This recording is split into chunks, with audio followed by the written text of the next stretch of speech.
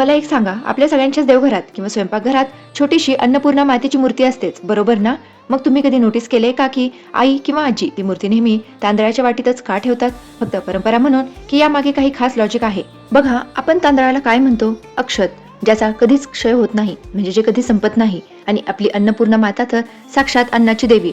विचार करा, जेव्हा आपण तिची मूर्ती तांदुळात ठेवतो तेव्हा आपण नकळत एक प्रार्थना करत असतो, आई, माझ्या घरातलं अन्न आणि धन असं अक्षय राहू दे, कोणालाही कधी उपाशी झोपायला लावू नकोस. आणि दुसरी महत्वाची गोष्ट म्हणजे कृतज्ञता. आपल्याला जे ताटात मिळतं ते तिचीच कृपा आहे ना. मग त्या धान्याच्या राशीवर तिला स्थान देणं म्हणजे थँक्यू म्हणण्याची आपली एक गोड पद्धत आहे. आणि हो, तांदूळ हे शीतलतेचं प्रतीक मानले जाते, ज्यामुळे घरात एक वेगळीच पॉझिटिव्ह एनर्जी राहते. तुमच्या घरी सुद्धा अन्नपूर्णा मातेची अशीच पूजा केली जाते का?